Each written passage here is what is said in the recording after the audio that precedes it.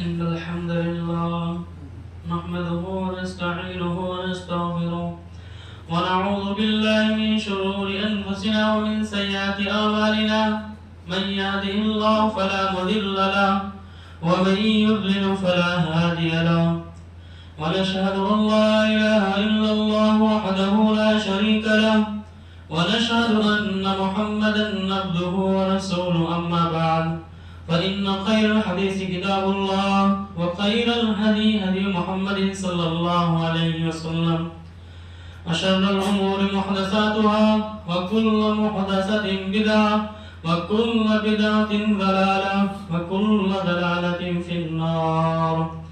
أعوذ بالله من الشيطان الرجيم. بسم الله الرحمن الرحيم. قاف والقرآن المجيد بل عجبوا أن جاءهم منذر منهم فقال الكافرون هذا شيء عجيب أئذا متنا وكنا ترابا ذلك رجع بعيد قد علمنا ما تنقص الأرض منهم وعندنا كتاب حفيظ بل كذبوا بالحق لما جاءهم فهم في أمر مريج أفلم ينظروا إلى السماء فوقهم كيف بنيناها وزيناها وما لها من فروج. وقال الله تبارك وتعالى في موضع آخر أعوذ بالله من الشيطان الرجيم. بسم الله الرحمن الرحيم. يا أيها الذين آمنوا ادخلوا في السلم كافة ولا تتبعوا خطوات الشيطان إنه لكم عدو مبين. وقال الله تبارك وتعالى في موضع آخر أعوذ بالله من الشيطان الرجيم. ولنبلونكم بالشر والخير فتنة وإلينا ترجعون. وقال النبي صلى الله عليه وسلم تركت فيكم أمرين لن تضلوا ما تمسكتم بهما كتاب الله وسنة نبيه. تمام قسم کی تعریفات وحدہ لا شریک اس خالق ارض و سماء اللہ رب العالمین کے لیے ہیں جس نے اس دنیا کو بنایا، اور لاکھوں کروڑ درود سلام ہو تمام انبیاء کرام پر، خصوصاً جناب حبیب محمد مصطفیٰ صلی اللہ علیہ وسلم پر جن کا ہمیں امتی بننے کا شرف حاصل ہوا۔ محترم سامعین کرام، ابھی میں نے آپ لوگوں کے سامنے خطبہ مسنونہ کے بعد سورہ بقرہ آیت نمبر 208 کی تلاوت کی۔ قبل اس سے کہ میں آپ لوگوں کو اس آیت کی طرف لے کر چلوں، آپ لوگوں کے سامنے یہ بیان کر دوں کہ آج کے حالات جو ہندوستان کے اندر چل رہے ہیں، ہر ایک انسان اس سے خوب اچھی طریقے سے واقف ہے۔ کس طرح سے مسلمانوں کے ساتھ برتاؤ کیا جا رہا ہے، ہندوستان چھوڑیے، ہندوستان کے علاوہ بھی جہاں پر بھی مسلمان ہیں، ہر ایک مسلمان کو پریشان کیا جا رہا ہے۔ اس کی وجہ کیا ہے، اس کو میں آپ لوگوں کے سامنے بیان کروں گا۔ اللہ کے رسول بتا کر گئے تھے اگر تم ان چیزوں پر عمل کرو گے تو مسلمان کہیں پر بھی پریشان نہیں رہے گا۔ اگر ان چیزوں کو چھوڑ دو گے تو مسلمانوں کو مارا بھی جائے گا، قتل بھی کیا جائے گا، اور ان کو جو ہے دربدر بھی کیا جائے گا۔ آئیے سب سے پہلے جو سورہ بقرہ کی میں نے آیت نمبر 208 تلاوت کی، یا ایھا الذین آمنوا ادخلوا فی السلم کافہ، اللہ رب العالمین نے یہاں پر تمام مسلمانوں کو حکم دیا، تمام ایمان والوں کو حکم دیا کہ وہ لوگوں جو ایمان لے کر آئے ہو اسلام کے اندر پورے کے پورے داخل ہو جاؤ۔ ایسا نہیں ہے کہ اسلام کے اندر تم آدھا داخل ہو، یعنی ایسے سمجھ لیجئے کہ ہم جو ہے دن کے اندر صرف 3 وقت کی نماز پڑھیں۔ اگر 5 وقت کی نماز اللہ رب العالمین نے فرض کی ہے، اگر ہم 5 وقت کی نماز نہیں پڑھ رہے ہیں، صرف 3 وقت کی پڑھ رہے ہیں، تو ابھی ہم اسلام کے اندر پورے کے پورے داخل نہیں ہیں۔ اللہ رب العالمین اسی چیز کو بیان کر رہا ہے، یا ایھا الذین آمنوا ادخلوا فی السلم کافہ، اے وہ لوگوں جو ایمان لے کر آئے ہو تم ایسا کرو کہ پورے کے پورے اسلام کے داخل ہو جاؤ. اس کے بعد کیا کہا؟ وَلَا تَتَّبِعُوا خُطُوَاتِ الشَّيْطَانِ، اور شیطان کے نقش قدم پر مت چلنا. إِنَّهُ لَكُمْ عَدُوٌّ مُبِينٌ، اگر تم شیطان کے نقش قدم پر چلو گے تو یہ تمہارے لیے بہت بڑی گمراہی ہے. یہ ایک انسان کے لیے شیطان جو ہے یہ انسان کا کھلا دشمن ہے، اور ظاہر سی بات ہے جس انسان کا شیطان دشمن بن جائے وہ انسان کبھی بھی نہ ہی دنیا کے اندر کامیاب ہو سکتا ہے اور نہ ہی آخرت کے اندر کامیاب ہو سکتا ہے. اسی وجہ سے اس انسان کے لیے بہت بڑی گمراہی ہے. اب ہم اس آیت کے پیش نظر اپنے گریبان کے اندر جھانک کر دیکھیں کہ ہم میں سے کتنے ایسے لوگ ہیں جو ہم اسلام کے اندر پورے کے پورے داخل ہو چکے ہیں. کیا اللہ رب العالمین نے جو کہا ہے کہ اسلام کے اندر پورے کے پورے داخل ہو جاؤ، اسی وقت اللہ رب العالمین نے کہا ایمان کی جو شرط لگائی ہے اللہ رب العالمین نے اسی حالت میں لگائی ہے. اگر اسلام کے اندر پورے کے پورے داخل نہیں ہوگے تو مومن نہیں ہو سکتے. اللہ رب العالمین نے شرط لگائی ہے یا ایھا الذین آمنو، یعنی وہ لوگ جو ایمان لے کر آئے ہو تو اب جو ہے اسلام کے اندر پورے داخل ہو جاؤ.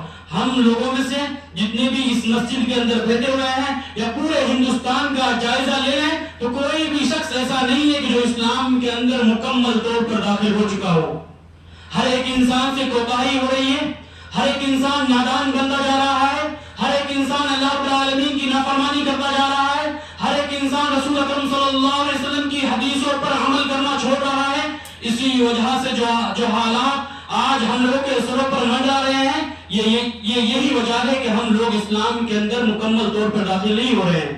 اس کے بعد اللہ رب العالمین نے کہا، میں نے دوسری آیت تلاوت کی جو سورہ انبیاء آیت نمبر 35، اللہ رب العالمین نے کیا کہا؟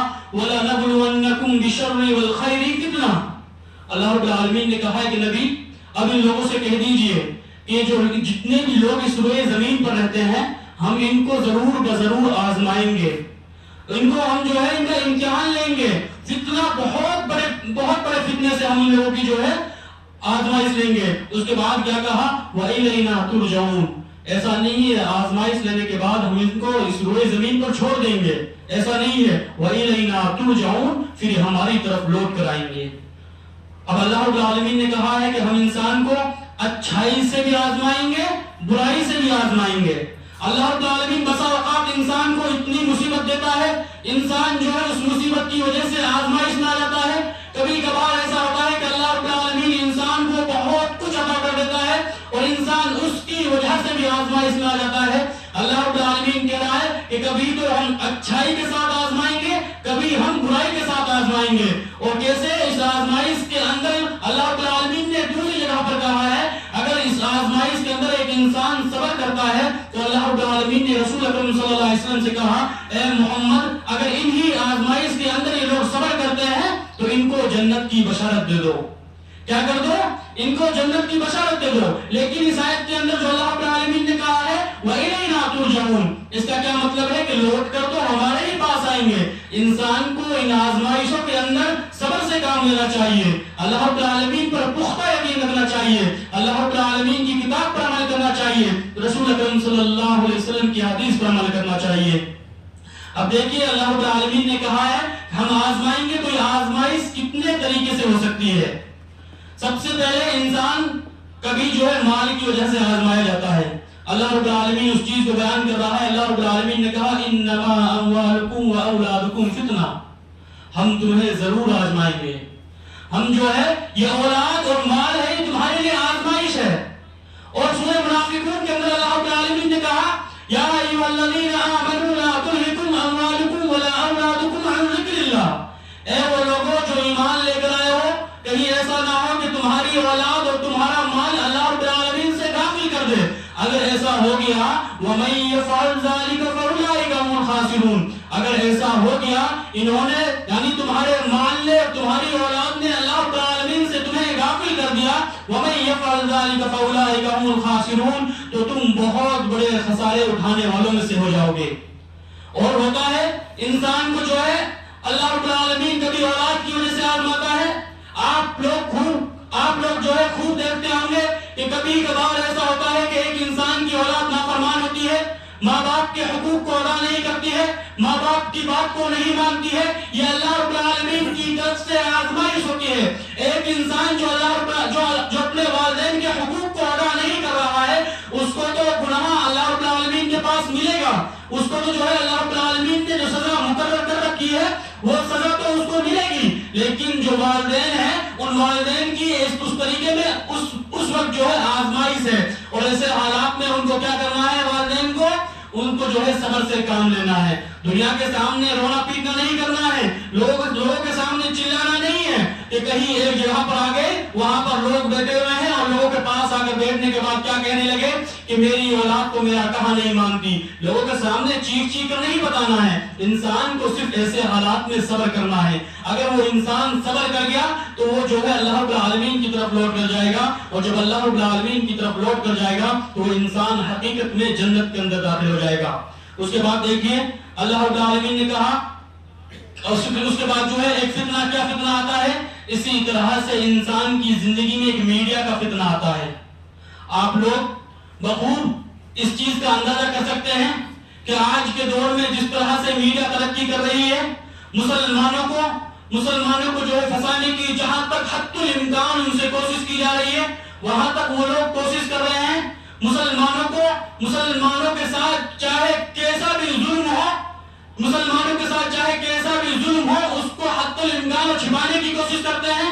اگر غیر مسلموں کے ساتھ چاہے کتنا ہی اچھا سلوک کر لو، چاہے ان سے کتنے ہی اچھے برتاؤ کے ساتھ پیش آ جاؤ، لیکن وہ اس کو جو ہے اس کے مخالف پیش کرتے ہیں۔ کیا کہتے ہیں کہ ان کے ساتھ جو ہے مسلموں نے ناانصافی کی ہے، اور جب مسلمانوں کو قتل کیا جائے، مسلمانوں کو مارا جائے، مسلمانوں کی گردنیں بیچ سڑک پر اڑا دی جائے، اس کے بعد بھی کیا کہتے ہیں کہ اس مسلمان نے اس کام کو انجام دیا تھا، یہ مسلمان جو ہے گائے کے نام پر مارا گیا ہے، یہ مسلمان کے اوپر جو ہے پہلے سے کیس درج تھا، اس وجہ سے اس کو جو ہے گولی ماری گئی ہے۔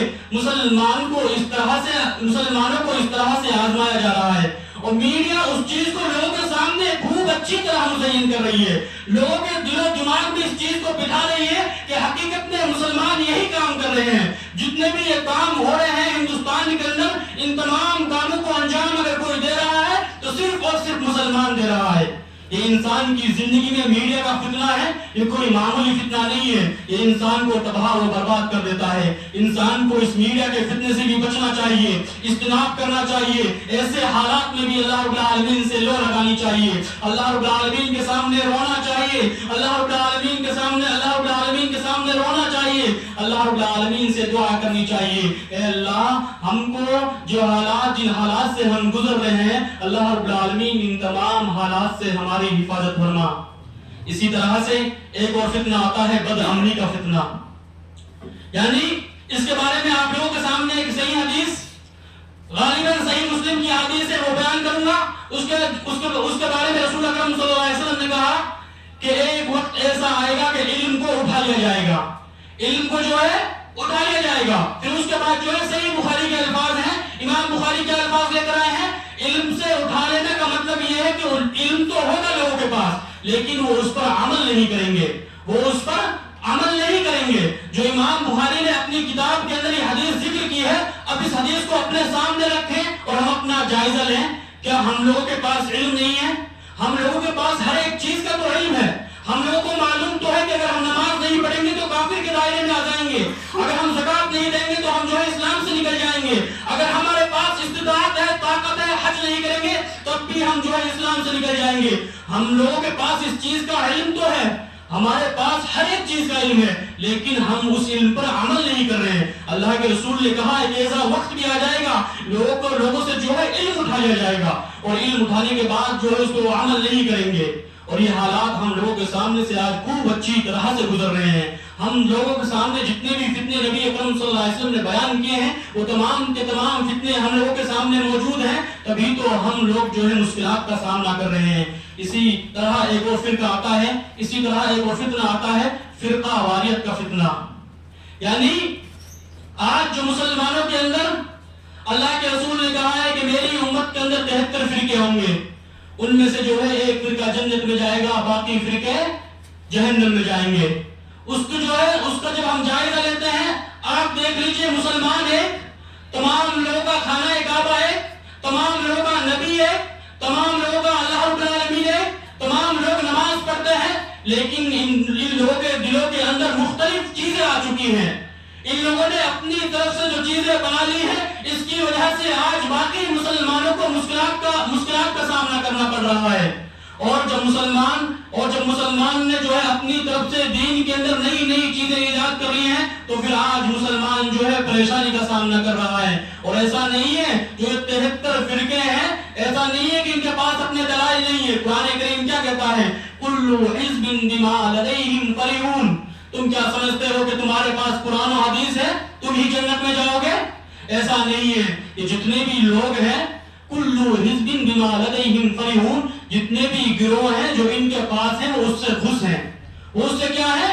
وہ اس سے خوش ہیں۔ اگر وہ غیر اللہ کے سامنے سردار ریز ہوتے ہیں تو وہ یہ سمجھتے ہیں کہ اس سے بھی اللہ رب العالمین راضی ہوتا ہے، اس سے بھی اللہ رب العالمین خوش ہوتا ہے۔ ان کے پاس اس چیز کے بھی دلائل موجود ہوں گے اور ان کے پاس جو ہے اس چیز کے بھی دلائل موجود ہوں گے۔ اسی طرح سے اللہ کے رسول نے کہا کہ جب یہ فتنہ آ جائے، یعنی جب لوگوں کے درمیان میں یہ فتنہ آ جائے، جب میری امت کے جو ہے ٹکڑے ہو جائیں، اس وقت میں کیا کرنا ہے؟ اس وقت میں جو ہے صرف قرآن و حدیث پر عمل کرنا ہے، اور رسول اکرم صلی اللہ علیہ وسلم کی سنت پر عمل کرنا ہے، یعنی احادیث پر عمل کرنا ہے۔ اللہ کے رسول کی بہت مشہور حدیث جو صحیح مسلم کے اندر آئی ہے، اللہ کے رسول نے کہا ترکت فیکم امرین لن تضلوا ما تمسکتم بہما کتاب اللہ و سنت نبیہ۔ اللہ کے رسول نے کہا ترکت فیکم امرین، میں تمہارے درمیان میں دو چیزیں چھوڑ کر جا رہا ہوں۔ اللہ کے رسول نے کہا کہ میں تمہارے درمیان میں دو چیزیں چھوڑ کر جا رہا ہوں۔ کون سی چیزیں؟ ایک تو جو ہے قرآن کریم اور دوسری احادیث۔ اگر ان پر عمل کرو گے تو کامیاب ہو جاؤ گے، اگر ان پر عمل کرو گے تو کامیاب ہو جاؤ گے، اگر ان پر عمل نہیں کرو گے تو ناکامیاب ہو جاؤ گے۔ زندگی میں دنیا کے اندر بھی ناکامیاب ہو جاؤ گے، اور جب آخرت میں اللہ رب العالمین کے پاس آؤ گے اس وقت میں بھی جو ہے تم لوگوں کو رسوائی کا سامنا کرنا پڑے گا۔ اب اس حدیث کو اپنے سامنے رکھیے، آپ اپنے دل پہ ہاتھ رکھیے، اپنے دل ہی سے پوچھ لیجئے کیا ہم لوگ رسوائی کا سامنا نہیں کر رہے ہیں؟ کیا ہم لوگ رسوائی کا سامنا نہیں کر رہے ہیں؟ جس طرح سے ہم لوگوں کے ساتھ جو سلوک کیا جا رہا ہے، ہم لوگوں کے خلاف کبھی کسی چیز کا بل لایا جاتا ہے، اسی طرح سے آج اب اس حالت میں اس جو ہے موجودہ دور میں جو بل لایا گیا ہے وہ ہے وقت کا بل، یعنی جتنے بھی جگہ ہے، صرف مقصد کیا ہے؟ مسلمانوں کی مساجد ہو، مسلمانوں کے مدارس ہو، مسلمانوں کی قبرستان ہو، مسلمانوں کی مزاریں ہو، کچھ بھی ہو، ہر ایک چیز کو ہڑپ لینا ہے، ہر ایک چیز کو ہڑپ لینا ہے، ان سے ضبط کر لینا ہے۔ مسلمانوں کے پاس کچھ نہیں رہنا چاہیے، اور مسلمان پھر بھی جو ہے خواب خرگوش کی نیند لے رہا ہے، مسلمان جو ہے پھر بھی خواب خرگوش کی نیند لے رہا ہے، مسلمان کے کانوں تک جو بھی نہیں رہ رہی ہے۔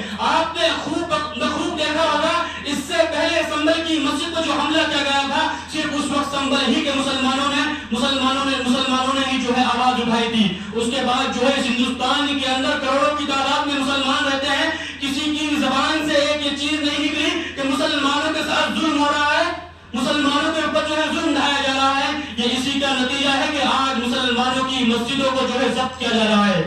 اور آپ لوگوں کو بتا دوں، کل ہی کی ویڈیو ہے کہ ایک مدرسے کے اندر سے لگ بھگ 40 بچوں کو ضبط کیا گیا ہے، مدرسے کو سیل کر دیا گیا ہے۔ اس سے 2 یا 3 دن پہلے بہار کے اندر ایک مدرسے کی چیکنگ کی گئی، اس کے بعد جو ہے پھر مدرسے کے اندر تالا لگا دیا گیا ہے، اور پھر بھی جو ہے مسلمان جو ہے آرام کی نیند سو رہا ہے، مسلمانوں کے کانوں پہ جو نہیں رہ رہی ہے۔ مسلمان کیا سمجھ رہا ہے؟ ہمارے محلے کی مسجدیں تو آباد ہیں، ہمارے اوپر کہاں بھی ظلم ہو رہا ہے، جب ہمارے اوپر ظلم ہوگا تب دیکھا جائے گا۔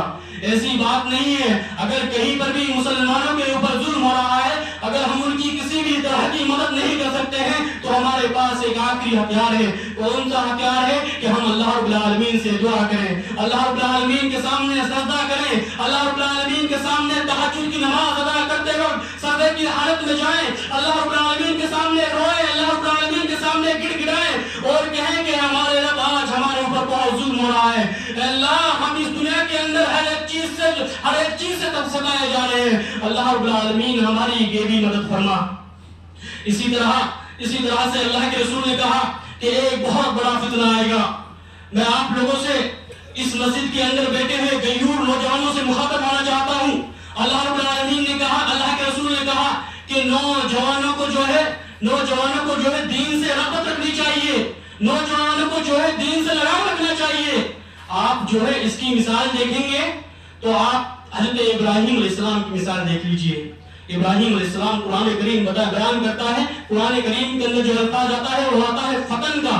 فتن مانے نوجوان، جس کی عمر جو ہے 20 سے 25 سال آتی ہے، اس کے بعد جو 25 سال سے عمر جو ہے 25 سے جو ہے 40 سال تک جو عمر آتی ہے اس کے لیے آتا ہے شابن، عربی کے اندر آتا ہے اس کے لیے شابن۔ لیکن قرآن کریم نے جو ابراہیم علیہ السلام کے لیے الفاظ استعمال کیا تھا وہ کون سا الفاظ استعمال کیا؟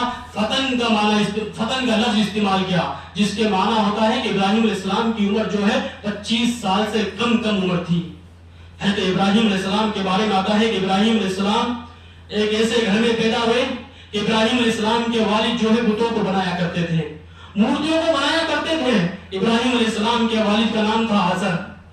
مورتیوں کو بناتے ابراہیم علیہ السلام سوچتے کہ یہ لوگ ان کی عبادت کیوں کرتے ہیں، نہ تو یہ بولتے ہیں نہ یہ پڑھتے ہیں۔ آپ پڑھیے سورہ ابراہیم، اللہ رب العالمین نے ہر ایک چیز کا نقشہ کھینچا ہے، اللہ رب العالمین نے ہر ایک چیز کو بیان کیا ہے۔ ابراہیم علیہ السلام آسمان میں تاروں کو دیکھتے کہتے یہ میرا رب ہے، کبھی جو ہے چاند کو دیکھتے پھر کہتے میرا رب ہے، کبھی کہتے کہ کبھی سورج کو دیکھتے کہتے یہ میرا رب ہے، سورج غائب ہو جاتا، ستارے غائب ہو جاتے، چاند غائب ہو جاتے، پھر کہتے یہ میرے رب نہیں ہو سکتے ہیں، میرا رب تو غائب نہیں ہوتا ہے، میرا رب تو جو ہے کبھی بھی اوجھل نہیں ہوتا ہے، یہ میرے رب نہیں ہو سکتے ہیں۔ میرا رب اگر کوئی ہے تو وہ ہے جو زندہ ہے، جو کبھی مرے گا نہیں۔ اور اس وقت جو ہے ابراہیم علیہ السلام کی عمر کیا آتی ہے؟ ایک مرتبہ کیا ہوتا ہے کہ اس محلے کے اندر، ابراہیم علیہ السلام کے محلے کے اندر عید کا دن آتا ہے۔ کس کا دن آتا ہے؟ عید کا دن آتا ہے۔ ابراہیم علیہ السلام سے جو ہے کہا جاتا ہے کہ چلو عید کی نماز پڑھنے کے لیے جاتے ہیں۔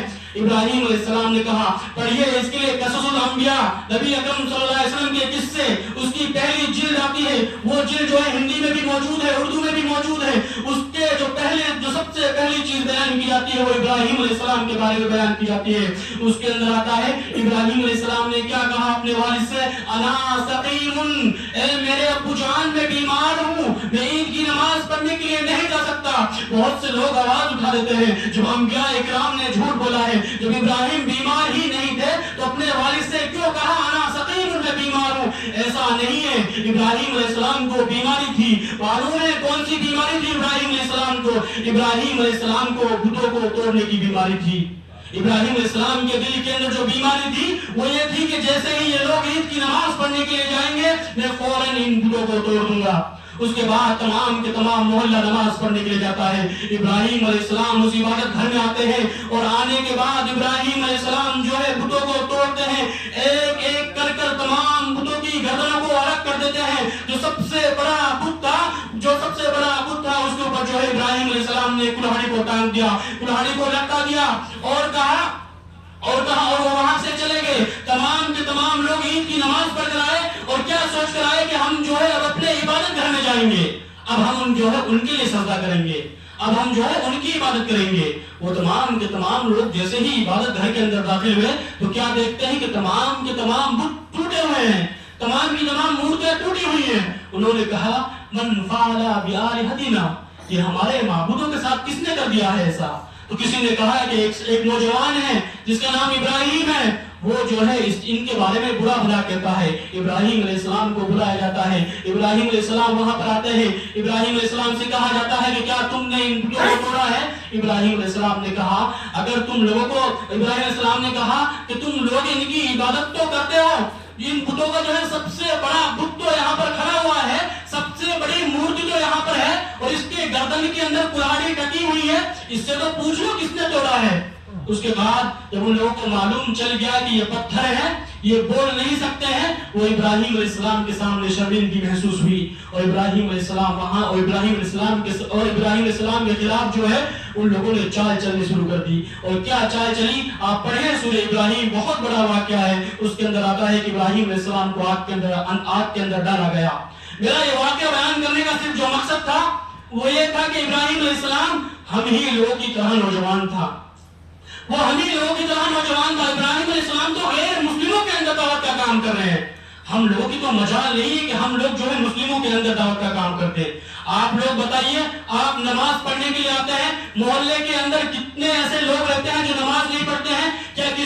کیا کبھی کسی کی ہمت ہوئی اس سے بولنے کی کہ چلو مسجد میں نماز پڑھ کر آؤ؟ کبھی ہم نے کسی سے کہا کہ چلو مسجد کے اندر اذان ہو چکی ہے، ہم نماز پڑھنے کے لیے چلو؟ ہم لوگ تو مسلمانوں کے اندر دعوت کا کام نہیں کر رہے ہیں، ہم غیر مسلموں کے اندر دعوت کا کام کہاں سے کر دیں گے؟ لیکن ابراہیم علیہ السلام کی جرات تو دیکھیے، ابراہیم علیہ السلام اپنے باپ کے سامنے زبان لڑا رہے ہیں۔ باپ جو ہے بتوں کو بنایا کرتے تھے، اور جب باپ کا بزنس ہی اس نے بند کرا دیا، باپ کے خلاف ہی بولنا شروع کر دیا، تو باپ نے اس کو مارا، اور مارنے کے بعد جو ہے اس کو آگ میں ڈال دیا۔ ہم لوگوں کو اس چیز کے بارے میں غور و فکر کرنی پڑے گی کہ ہم لوگ نوجوان ہیں، ہم غیور نوجوان ہیں اس امت مسلمہ کے۔ ہم کو اللہ کے رسول نے مخاطب کیا ہے، اللہ کے رسول نے کہا ہے کہ یہ جو ہے اگر یہ جو ہے اس دین سے جڑ گئے، اگر ان لوگوں نے کتاب و سنت پر عمل کر لیا تو یہ لوگ حقیقت میں کامیاب ہو جائیں گے، یہ لوگ جو ہے حقیقت میں کامیاب ہو جائیں گے۔ اگر ہم کو حقیقت میں کامیابی چاہیے تو ہم کو جو ہے کتاب و سنت سے جڑنا پڑے گا۔ ایسا نہیں ہے، آپ نے خوب سنا ہوگا وہ واقعہ مصعب بن عمیر کا، اس واقعے کو بیان نہیں کروں گا، صرف مصعب بن عمیر کے بارے میں یہ بتا دوں کہ مصعب بن عمیر نے جب اسلام قبول کیا تھا، وہ بھی آپ ہی لوگوں کی طرح فیشن کیا کرتا تھا۔ آپ لوگ اس کے سامنے کیا فیشن کرتے ہیں؟ آپ لوگ جو ایک کپڑا ایک دن میں پہنتے ہیں تو 2 دن میں نکالتے ہیں، لیکن مصعب بن عمیر ایک دن میں 3 کپڑا چینج کیا کرتے تھے۔ جو کپڑا صبح کو پہنتے دوپہر کو نکال دیتے، جو دوپہر کو پہنتے شام کو نکال دیتے، جو شام کو پہنتے پھر صبح میں نکال دیتے۔ یہ تھے مصعب بن عمیر۔ اسلام لے کر آتے ہیں، اللہ کے رسول کے پاس آتے ہیں، اللہ کے رسول دیکھتے ہیں کہ مصعب بن عمیر آ رہے ہیں، پھٹا ہوا کرتا پہن کر آتے ہیں۔ کیا پہن کر آتے ہیں؟ پھٹا ہوا کرتا پہن کر آتے ہیں، پیمند لگے ہوئے کرتا پہن کر آتے ہیں۔ اللہ کے رسول چیخ پڑتے ہیں، اے میرے صحابہ، کیا یہ مصعب بن عمیر ہیں؟ تمام کے تمام صحابہ نے کہا ہاں یہ مصعب بن عمیر ہیں۔ ہم لوگوں کو مصعب بن عمیر جیسا نوجوان بننا پڑے گا۔ اگر ہم لوگوں کو اپنی حفاظت چاہیے، اگر ہم کو اپنی حفاظت نہیں چاہیے تو ہم لوگ جو کر رہے ہیں وہ خوب اچھی طریقے سے کریں۔ اور ہم لوگوں کا رونا پیٹنا کیا ہے کہ مسلمانوں کے اوپر ظلم کیا جاتا ہے، مسلمانوں کو ستایا جا رہا ہے۔ کہاں ستایا جا رہا ہے مسلمانوں کو؟ یہ اذانیں تو ہم کو بتا رہی ہیں، فجر کی اذان تو ہم کو بتاتی ہے کہ مسلمان پریشان نہیں ہے۔ اگر مسلمان پریشان ہوتا تو خواب خرگوش میں نہ سوتا، مسلمان جو ہے اتنی لمبی نیندیں نہیں لیتا جو آج کے دور میں مسلمان لے رہا ہے۔ دن کے 10 بجے تک سوتا رہتا ہے، مسلمان کہاں پریشان ہے؟ جو انسان پریشان رہتا ہے کیا اس کو حقیقت میں نیند آ جاتی ہے؟ اس کو کبھی بھی نیند نہیں آتی ہے۔ اس سے تو یہی معلوم چل رہا ہے، یہ ہماری مسجدیں بتا رہی ہیں۔ اب تو یہ مسجدیں بھی اللہ رب العالمین کے سامنے چیخ کر کہہ رہی ہیں، اے اللہ جو ان لوگوں نے جو وقت بورڈ کا جو ہے بل نکالا ہے، اللہ ہم کو جو ہے انہی کے ساتھ کرا دے۔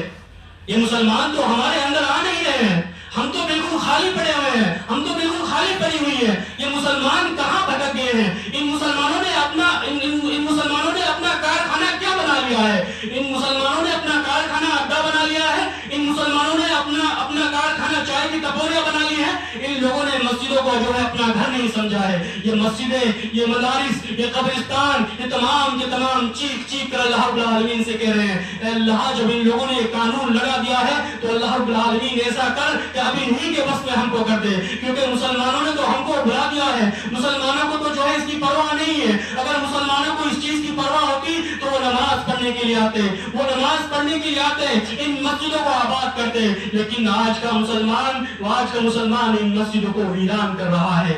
ہم لوگوں کو افسوس نہیں کرنا چاہیے اگر ہمارے اوپر ظلم ہو رہا ہے، اور اس چیز کے لیے تیار رہیے جس طرح سے فلسطین کے ہمارے ماں بہن اور بچوں پر ظلم کیا جا رہا ہے۔ میں اللہ کی قسم ممبر رسول پر کھڑا ہو کر اعلان کر رہا ہوں، ان قریب ایک ایسا وقت بھی آ جائے گا اگر ہندوستان کے اندر بھی اسی طرح مسلمانوں کو مارا جائے گا، اسی ہندوستان کے اندر مسلمانوں کی گردنیں اڑائی جائیں گی۔ مسلمانوں کو آپ ہی دیکھ لیجئے، آپ نیوز دیکھتے ہیں کتنی جگہ پر تو مسلمانوں کو مارا جا رہا ہے، مسلمانوں کو کتنی جگہ پر تو مارا جا رہا ہے۔ کہیں پر جو ہے گولیوں سے بوچھار کر دیا جاتا ہے، کبھی مسلمان کو جو ہے کہیں پر جلا دیا جاتا ہے۔ مسلمانوں کو جو ہے ہر ایک چیز سے نشانہ بنایا جا رہا ہے۔ اس کے بعد اللہ کے رسول نے یہ تھی مسلمانوں کی مشکلات جو میں نے آپ لوگوں کے سامنے بیان کی ہے۔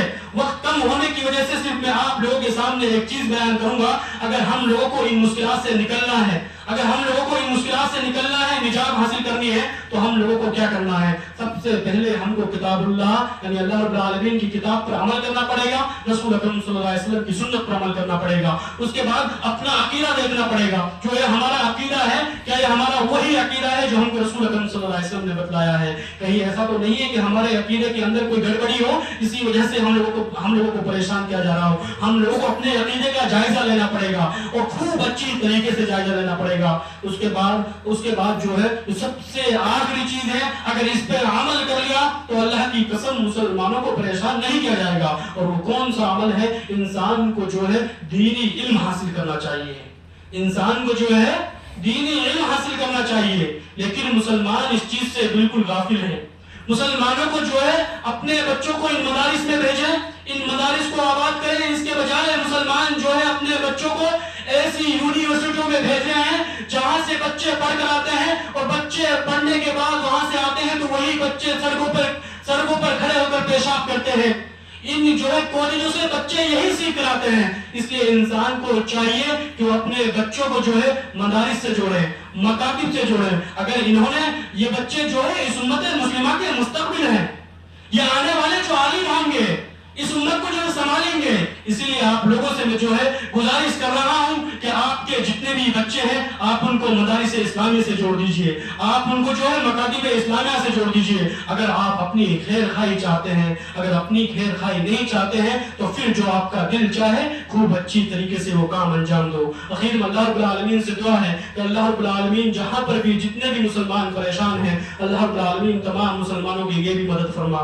اللہ رب العالمین اس امت کے اندر جتنے بھی فرقے بٹے ہوئے ہیں، اللہ رب العالمین تمام لوگوں کو ایک راستے پر لا کے کھڑا کر دے. آمین. وآخر دعوانا الحمدللہ رب العالمین.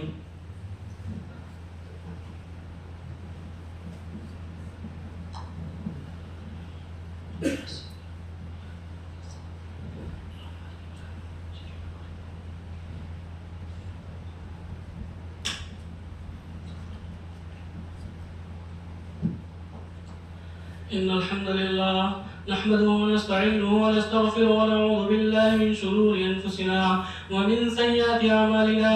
من يهده الله فلا مضل له ومن يضلل فلا هادي له. ونشهد أن لا إله إلا الله وحده لا شريك له ونشهد أن محمدا عبده ورسوله. أما بعد فإن خير الحديث كتاب الله وخير الهدي هدي محمد صلى الله عليه وسلم وشر الأمور محدثاتها وكل محدثة بدعة وكل بدعة ضلالة وكل ضلالة في النار. اللهم صل على محمد وعلى آل محمد كما صليت على إبراهيم وعلى آل إبراهيم إنك حميد مجيد.